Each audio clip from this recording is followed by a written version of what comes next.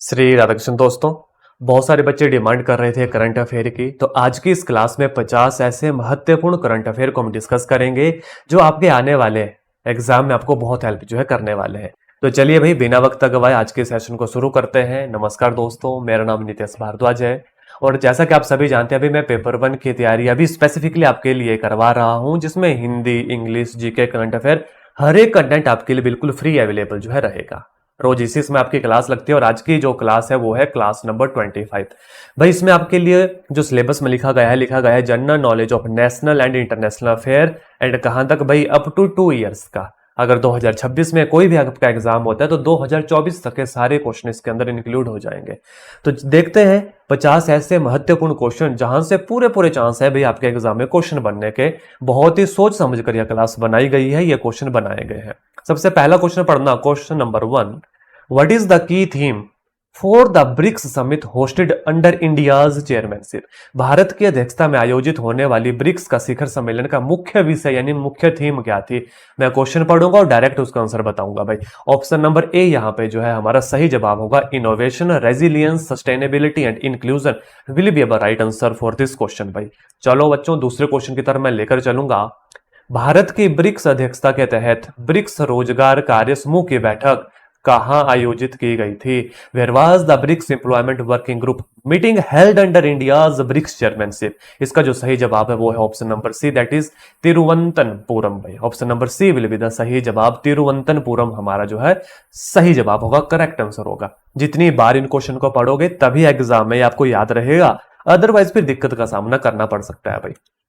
Next question पढ़ना, Myanmar में आए भूकंप के दौरान राहत एवं मानवीय सहायता प्रदान करने के लिए भारत ने कौन सा ऑपरेशन चलाया था? Under which operation did India provide humanitarian assistance to earthquake hit Myanmar?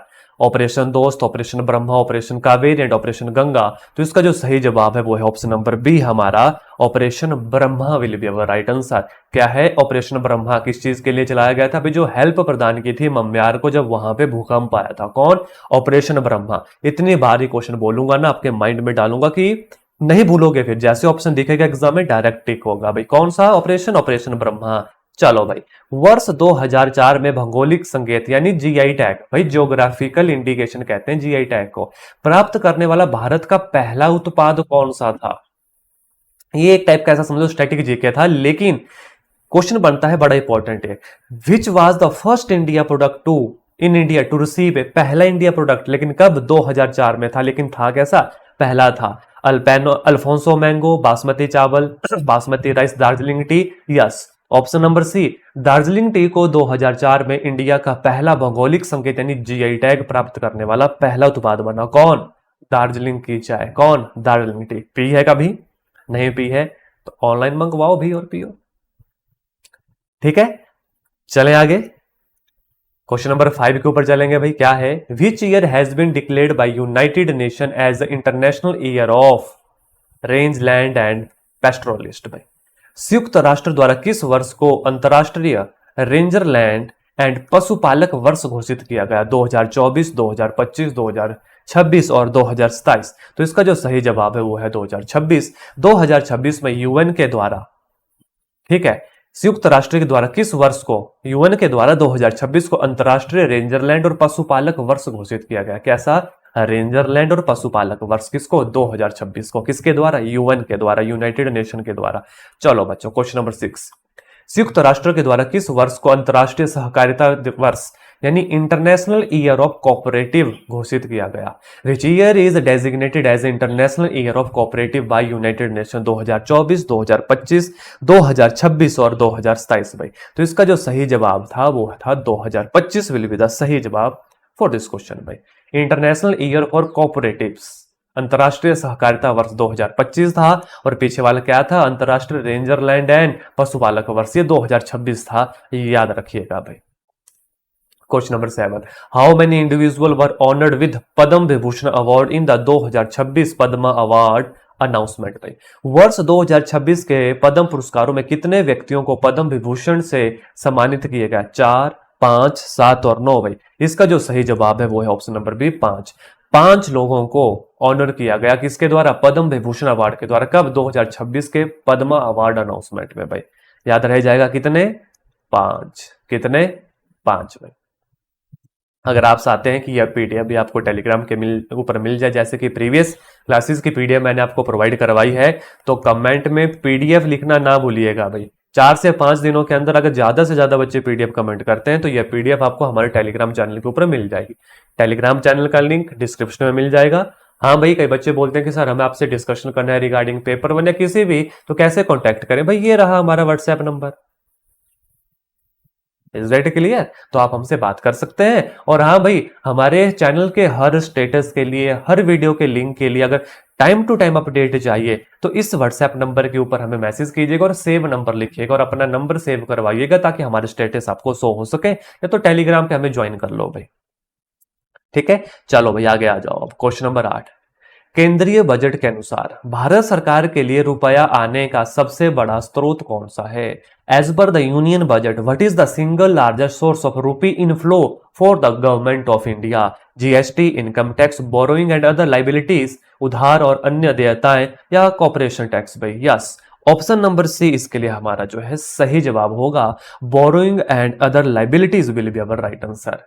तो यह भारत सरकार के लिए रुपया आने का सबसे बड़ा स्रोत है क्या? बोरोइंग एंड अदर लाइबिलिटीज, याद रखिएगा। चलो भाई क्वेश्चन नंबर 9, केंद्रीय बजट पे किस सेक्टर में सर्वाधिक राशि खर्च करने का प्रावधान किया गया है? इन the union budget which sector account for the highest expenditure? Defence भाई बच्चों, याद रखिएगा डिफेंस में सबसे ज्यादा बजट जो है खर्च किया जाता है। अच्छा, माफी चाहूंगा भाई, ध्यान से क्वेश्चन पढ़ो। केंद्रीय बजट में किस सेक्टर में सर्वाधिक राशि खर्च करने का प्रावधान किया गया है? डिफेंस, ट्रांसपोर्ट, रूरल डेवलपमेंट और इट इज एजुकेशन। तो इसका जो सही जवाब है वो ट्रांसपोर्ट रहेगा। Option number B will be the सही जवाब फॉर दिस क्वेश्चन। क्या रहेगा भाई? ट्रांसपोर्ट रहेगा। केंद्रीय बजट में which sector account the highest expenditure? Transport will be right answer for this question. भाई चलें आगे, नेक्स्ट एमसीक्यू के ऊपर लेकर चलूंगा। Which ministry receive the highest financial allocation in the union budget? केंद्रीय बजट में किस मंत्रालय को सर्वाधिक बजट आवंटन प्राप्त हुआ? तो ये है बच्चों मिनिस्ट्री ऑफ डिफेंस को। तो इन क्वेश्चन को थोड़ा सा दोनों को ना ध्यान से पढ़ना। पीछे वाला क्वेश्चन एक बार फिर से देखो, यूनियन बजट में किस सेक्टर में सर्वाधिक राशि खर्च करने का प्रावधान किया गया? वो ट्रांसपोर्ट है। और केंद्रीय बजट में, is that clear, union budget में किस मंत्रालय को सर्वाधिक आवंटन, बजट का आवंटन प्राप्त हुआ? वो मिनिस्ट्री ऑफ डिफेंस है भाई, रक्षा मंत्रालय। Option number C will be the सही जवाब भाई। तो अभी हमने 10 क्वेश्चन किए, आगे 50 क्वेश्चन तक जाना है। बहुत ही इंपॉर्टेंट क्वेश्चन रहने वाले हैं किसी भी अपकमिंग एग्जाम के लिए भाई। अगर क्लास अच्छी लगी और इससे पहले वाली क्लासेस भी देखते हो तो वीडियो को जरूर लाइक कीजिएगा, इससे हमें भी मोटिवेशन मिलती है भाई कि जल्द से जल्द आपके लिए नई क्लासेस लेके आए। चले नेक्स्ट एमसीक्यू के ऊपर। थक तो नहीं गए भाई? अभी तो 10 क्वेश्चन हुए हैं ना, थकना नहीं है। How many crucial cancer drug were exempted from the custom duty in the union budget? केंद्रीय बजट में कैंसर रोगियों के इलाज के लिए कितनी महत्वपूर्ण दवाओं पर सीमा शुल्क यानी कस्टम ड्यूटी की छूट दी गई है? कितनी के ऊपर भाई? 17, 17। Option number C will be the सही जवाब। 17, 17, ठीक है 17। How many crucial cancer drug? 17 drugs को एग्जेम्प्ट किया गया है अभी कस्टम ड्यूटी से, याद रखिएगा। चलो आगे भाई, what percentage of every rupee spent by the government goes toward interest payment in the union budget? भाई केंद्रीय बजट के द्वारा, सरकार द्वारा खर्च किए जाने वाले प्रत्येक रुपए का कितना हिस्सा ब्याज अदायगी में यानी इंटरेस्ट पेमेंट में जाता है? 15 पैसे, 17 पैसे, 20 पैसे और 22 पैसे। तो इसका जो सही जवाब है वो है 20 पैसे will be our right answer for this question. कितने? 20 पैसे जाते हैं भाई। आगे चलो, which island nation qualified for the T20 world cup for the first time? किस द्वीप ने देश ने पहली बार T20 क्रिकेट विश्व कप के लिए क्वालिफाई किया है?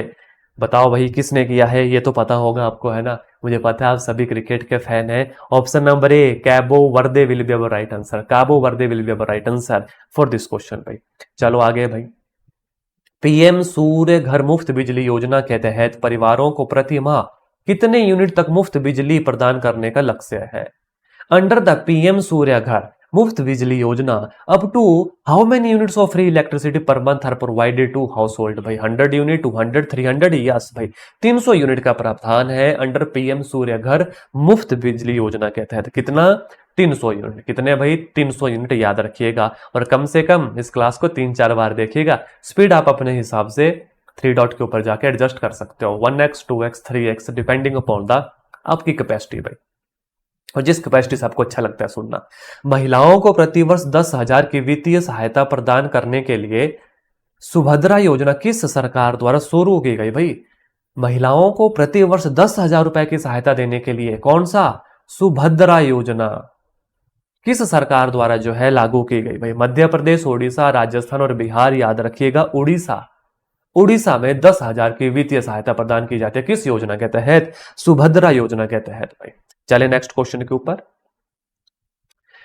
लखपति दीदी योजना के तहत कितनी महिलाओं को सशक्त एवं प्रशिक्षित करने का संशोधित लक्ष्य रखा गया है? What is the revise target number of women to be trained under the Lakhpati Didi scheme भाई? 1 करोड़, 2 करोड़, 3 करोड़ और 5 करोड़ भाई। तो इसका जो सही जवाब है बच्चों वो है ऑप्शन नंबर सी, 3 करोड़ महिलाओं को।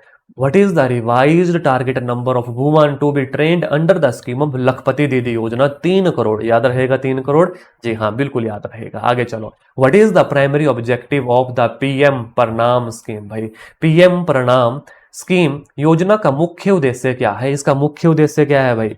Promoting of solar energy, reducing chemical fertiliser usages in agriculture. जी हाँ option number B will be the सही जवाब। कृषि में रासायनिक उर्वरकों के प्रयोग को कम करना, ये ऑब्जेक्टिव है पीएम प्रणाम स्कीम का। याद रहेगा reducing the chemical fertiliser usages in agriculture. देखो बच्चों जीके हो चाहे करंट अफेयर हो, जब जब जितनी बार आप इसको पढ़ोगे ना तभी ये चीजें याद रहती हैं, ये आप भली भांति जानते हैं। तो बार बार पढ़ना, बार बार रिवाइज करना, मतलब वीकली रिवाइज करना। 1 वीक तक मैं आपको ये पीडीएफ प्रोवाइड करवा दूंगा। कमेंट में पीडीएफ चाहिए मुझे आप सभी से, बस फिर अभी 1-2 बार इस क्लास को देखो, आफ्टर दैट पीडीएफ से रिवाइज करते रहना। आप चाहें तो स्क्रीनशॉट ले सकते हैं, लेकिन भाई स्क्रीनशॉट में अभी समय क्यों गवाना? अभी सारा पूरा फोकस यहाँ पे रखो, पूरा ध्यान आपका ध्यान किधर है? आपके ये 50 इंपॉर्टेंट करंट अफेयर के क्वेश्चन इधर है, ये रहे आपके क्वेश्चन। लिखने की जरूरत नहीं, याद करो सीधा और पीडीएफ तो मिल जाएगी। आगे चलो भाई। पीएम विश्वकर्मा योजना के तहत किस वर्ग को वित्तीय सहायता और कौशल प्रशिक्षण प्रदान किया जाता है?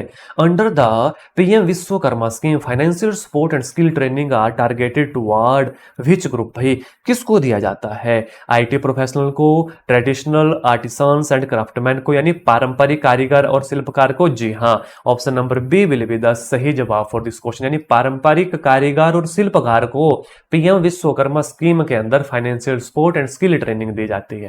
इनको पारंपरिक कारीगर एंड शिल्पकार को याद रखिएगा। चले नेक्स्ट एमसीक्यू के ऊपर। हाल ही में भारत के 55वें बाघ अभयारण्य यानी टाइगर रिजर्व के रूप में अधिसूचित किया गया। किसको? धौलपुर करौली को याद रखिएगा, option number A.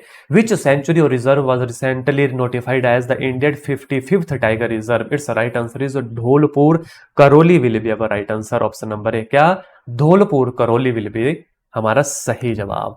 Which city is being developed as the India first AI city? Bharat के किस शहर को देश की पहली एआई सिटी के रूप में विकसित किया जा रहा है? बेंगलुरु, हैदराबाद, लखनऊ एंड पुणे। इसका जो सही जवाब है वो है Lucknow. Which city is being developed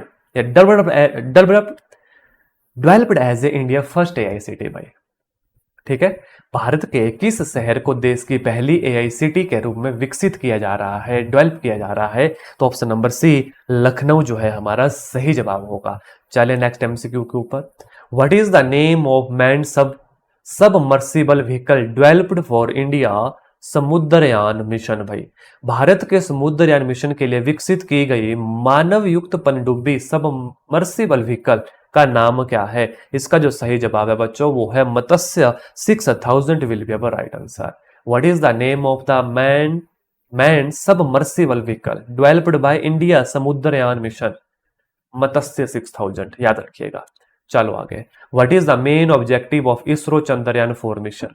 ISRO के चंद्रयान 4 मिशन का मुख्य उद्देश्य क्या है? Soft landing on Venus, bringing back lunar soil and rock sample of the earth. जी हाँ ऑप्शन नंबर बी जो है हमारा सही जवाब होगा कि bringing back lunar soil rock sample of earth, चंद्रमा से मिट्टी और चट्टानों के नमूनों को पृथ्वी पर वापस लाना इसरो के चंद्रयान 4 का मिशन है।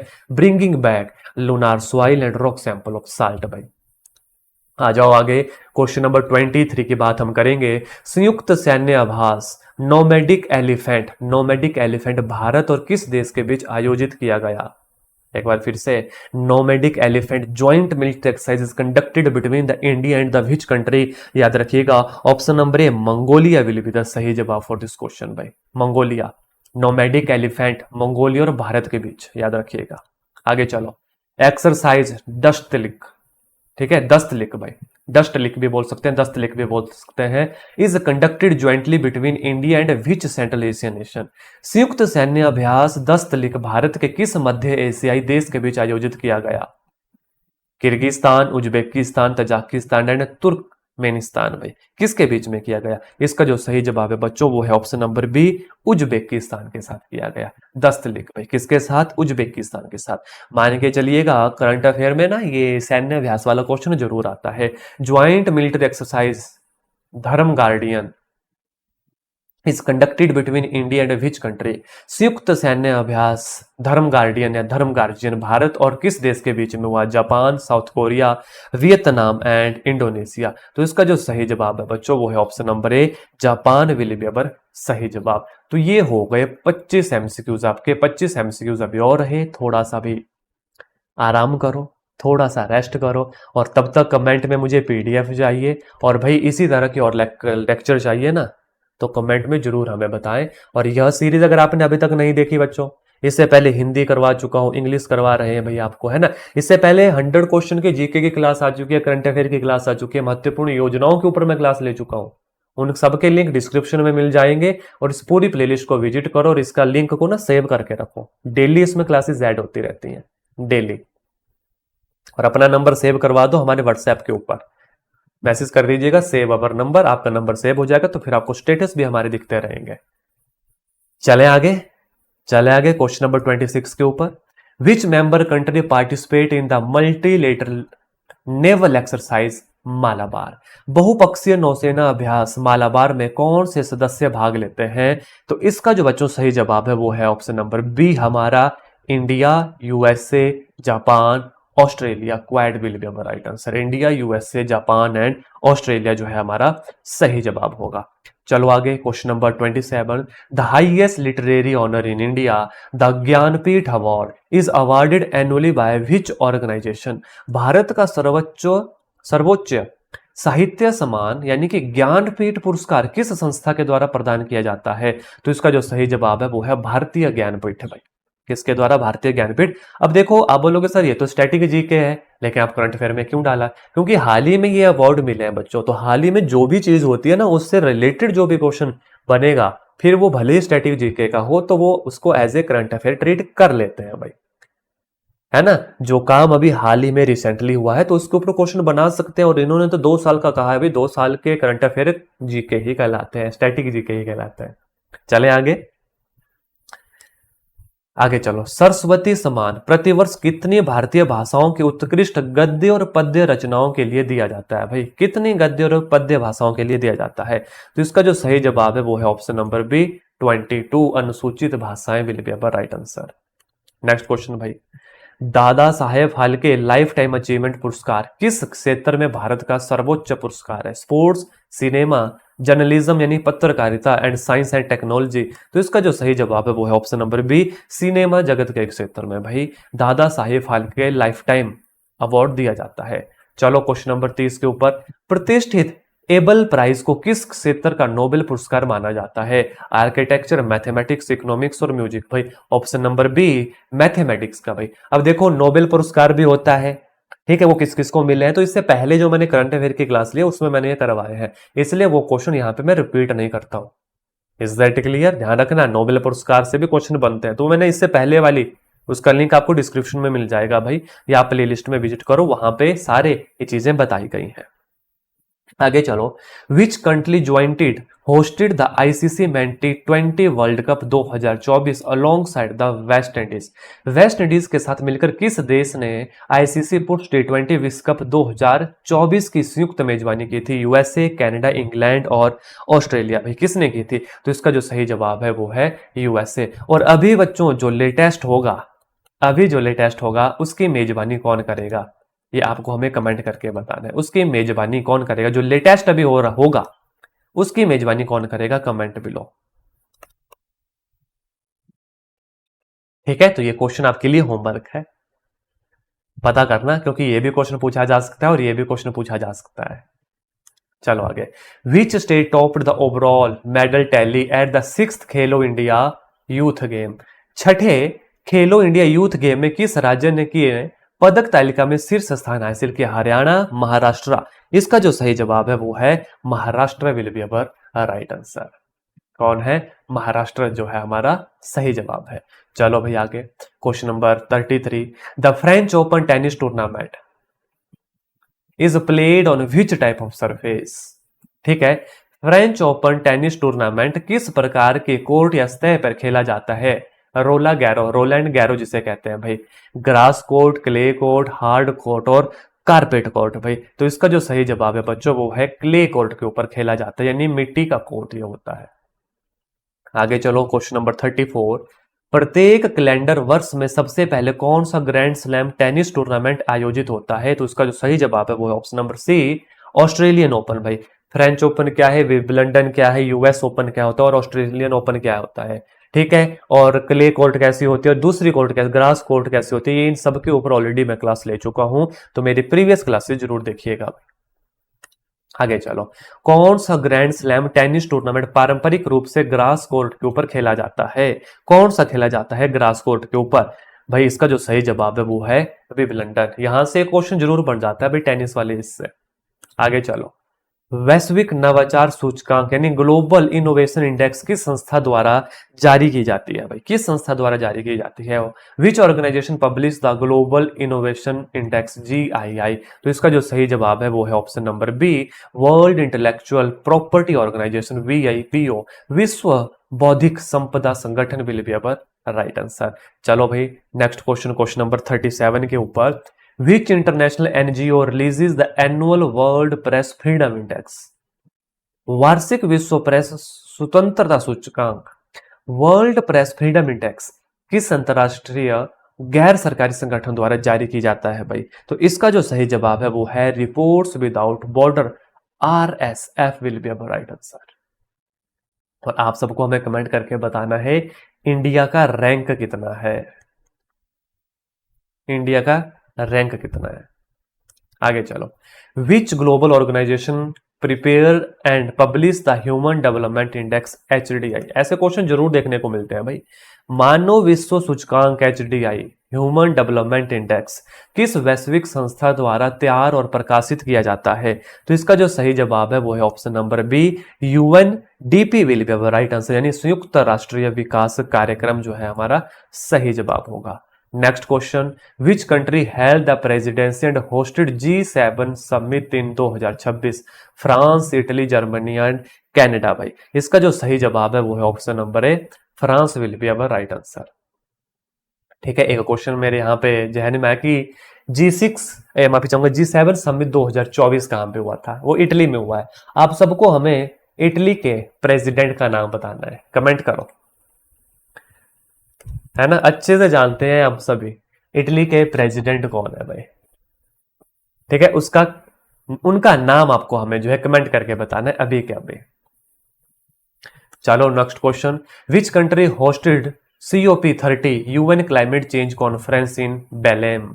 बेलेम शहर में COP30 संयुक्त राष्ट्र जलवायु परिवर्तन सम्मेलन की मेजबानी कौन से देश ने की है? भाई UAE ने, अजरबैजान ने, ब्राजील ने या इजिप्ट ने किया? भाई किसने की है इसकी? इसका जो सही जवाब है वो है option number C, Brazil will be the सही जवाब है। नेक्स्ट क्वेश्चन के ऊपर लेकर चलूंगा, which country hosted Shanghai cooperation organisation SCO council of head of state summit in 2024? वर्ष 2024 में संघाई सहयोग संगठन के राष्ट्रीय अध्यक्षों के परिषद शिखर सम्मेलन की मेजबानी किस देश ने की है? तो इसका जो सही जवाब है बच्चों वो है option number A, that is Kazakhstan will be our right answer. और सेम क्वेश्चन लेकिन 2026 लिखा जाएगा तो वो होगा क्या? किर्गिस्तान। वो क्या होगा? किर्गिस्तान। Is that clear? चलो आगे भाई। World environment day is celebrated globally every year on which date? किस डेट को बनाया जाता है भाई? तो इसका जो सही जवाब है वो है ऑप्शन नंबर बी, 5 जून को। तो अब थीम क्या थी 2026 में? उसकी थीम क्या थी वर्ल्ड इन्वायरमेंट डे की? Inspired by nature for climate for our future, ये थीम थी। प्रकृति से प्रेरित जलवायु के लिए, हमारे भविष्य के लिए वर्ल्ड इन्वायरमेंट डे की भाई थीम थी 5 जून को जो हुआ, inspired by nature for climate for our future. प्रकृति से प्रेरित जलवायु के लिए और हमारे भविष्य के लिए, ये याद रखिएगा, बहुत ही ज्यादा इंपॉर्टेंट है। आगे चलो, on which date is the international day of yoga celebrated world by? अभी पीछे जैसे हुआ भाई, अंतर्राष्ट्रीय योग दिवस, इंटरनेशनल डे ऑफ योगा दुनिया भर में किस दिन मनाया जाता है? तो इसका जो सही जवाब है वो है ऑप्शन नंबर ए, 21 जून को। और 2026 की बच्चों योगा डे की थीम क्या थी? योगा फॉर हेल्थी एजिंग, स्वस्थ आयु के लिए योग। क्या है? स्वस्थ आयु के लिए योग। Yoga for healthy ageing will be our right answer. चलो नेक्स्ट क्वेश्चन, क्वेश्चन नंबर 44 देखिएगा। भारत में राष्ट्रीय विज्ञान दिवस जो 28 फरवरी को मनाया जाता है, किस खोज की स्मृति में मनाया जाता है? तो इसका जो सही जवाब है वो है Raman effect bye sir CV Raman will be our right answer भाई। चलो आगे क्वेश्चन नंबर 45, विश्व जल दिवस प्रतिवर्ष किस तिथि को मनाया जाता है? World water day is observed every year on which date? 22 March को भाई, 22 अप्रैल को, 22 मई को और 5 जून को। इसका जो सही जवाब है वो है option number A, 22 March will be our right answer. आगे चलो भाई, स्वतंत्र भारत के समान नागरिक संहिता यानी यूसीसी, बहुत इंपॉर्टेंट भाई, मान के चलना क्वेश्चन कंफर्म आएगा एग्जाम में। विधेयक पारित और लागू करने वाला पहला राज्य कौन बना? पहले राज्य का पता होना चाहिए, अदरवाइज अभी तो बहुत सारे राजस्थान अभी इसी मंथ हुआ, इससे पहले मध्य प्रदेश हुआ। तो सबसे पहले भाई तो वो है option number B, Uttarakhand will be our right answer. Uttarakhand है, आफ्टर दैट गुजरात है, मध्य प्रदेश है, राजस्थान है, इस मंथ हुआ अगस्त में। ठीक है, तो लेकिन सबसे पहला किसने लागू किया वो जरूर याद रखना, उत्तराखंड विल बी अवर सही जवाब। आगे चलो, क्वेश्चन नंबर 47, भारत द्वारा किस समुद्री पड़ोसी देश को आपदा राहत सहायता प्रदान करने के लिए ऑपरेशन सागर बंधु शुरू किया गया? श्रीलंका? जी हां, option number A will be the सही जवाब फॉर दिस क्वेश्चन भाई, श्रीलंका ही हमारा सही जवाब होगा सागर बंधु ऑपरेशन के द्वारा। कौन? श्रीलंका। इसरो के अंतरिक्ष प्रक्षेपण यान बेड़े में एसएसएलवी का फुल फॉर्म क्या है? देखो, एक तो होता है PSLV, polar satellite launch vehicle, SSLV का होता है स्मॉल सैटेलाइट लॉन्च व्हीकल, यानी ऑप्शन नंबर ए जो है हमारा यहाँ पे सही जवाब होगा। क्वेश्चन नंबर 49 देखिएगा, भारतीय रिजर्व बैंक आरबीआई की मौद्रिक नीति समिति एमपीसी की अध्यक्षता कौन करता है? याद रखिएगा, option number B, governor of RBI. Who chairs the monetary policy committee MPC of Reserve Bank of India? Governor of RBI. Question number 50 और आज की क्लास का अंतिम क्वेश्चन है, on which date is constitution day यानी संविधान दिवस सेलिब्रेट किया जाता है इंडिया में? भारत के संविधान दिवस को किस तिथि को मनाया जाता है? तो ये आप सभी बच्चों के लिए होमवर्क क्वेश्चन है भाई, इसका आंसर कमेंट करके हमें बताना है। इट इज 26 जनवरी, 26 नवंबर, 15 अगस्त और इट इज 2 अक्टूबर। तो इसका आंसर कमेंट करना है और कमेंट में ऐसे लिखना है question 50, after that option A B C D, A होगा, बी होगा, सी होगा या डी होगा। तो ये थे बच्चों 50 करंट अफेयर जो कि बहुत ही ज्यादा इंपॉर्टेंट आपके लिए रहने वाले हैं। कम से कम 5 से 10 बार इन्हें जरूर पढ़ना और पीडीएफ डाउनलोड करने के लिए कमेंट में पीडीएफ डाउन लिख दो। और इसके साथ साथ बच्चों ये देखो, एचपीपीएससी के लिए पेपर 1 की सीरीज बिल्कुल फ्री आप सभी के लिए चलाई गई है विद फ्री पीडीएफ। इससे पहले जितनी भी क्लासेस हुई हैं सबकी पीडीएफ आपको प्रोवाइड करवा दी गई है, जिसमें हर एक टॉपिक पे, चाहे फिर हिंदी का हो, संज्ञा कारक, हिंदी के पीवाईक्यू उसमें चले हैं, महत्वपूर्ण योजनाएं देखो हिमाचल की जितनी भी महत्वपूर्ण और सेंटर की स्कीम्स है फीमेल्स के लिए वो क्लास हम ऑलरेडी ले चुके हैं। इंग्लिश वॉइस देख लो, हर एक चीज आपको इस प्लेलिस्ट में मिल जाएगी भाई। और जितने बच्चे मैंने कहा कि हमारे स्टेटस के माध्यम से नई नई क्लासेस की जानकारी लेना चाहते हैं तो इस व्हाट्सएप नंबर को सेव कर लो और इसके साथ साथ हमें भी मैसेज कर देना कि सेव अवर नंबर। ठीक है। और ये बिल्कुल फ्री है आप सभी के लिए। बहुत जल्द आप सभी बच्चों के लिए मॉक टेस्ट भी हम लेने वाले हैं। मॉक टेस्ट लेने का मतलब है कि मॉक टेस्ट आपके लिए प्रोवाइड करवाए जाएंगे भाई। ठीक है। तो आज के सेशन में इतना ही। मिलूंगा अब आपसे आपके नेक्स्ट क्लास में। कोई पर्टिकुलर टॉपिक आपको पढ़ना है तो कमेंट जरूर कर दीजिएगा। चलो बच्चों, इसी आशा के साथ कि पेपर 1 में बहुत अच्छा स्कोर आप करेंगे। डेली पढ़ते रहिएगा और मेरी भी यही विश आपके लिए है कि रोज पढ़ेंगे तो जरूर कुछ होगा। धन्यवाद। जय हिंद, जय भारत, जय हिमाचल।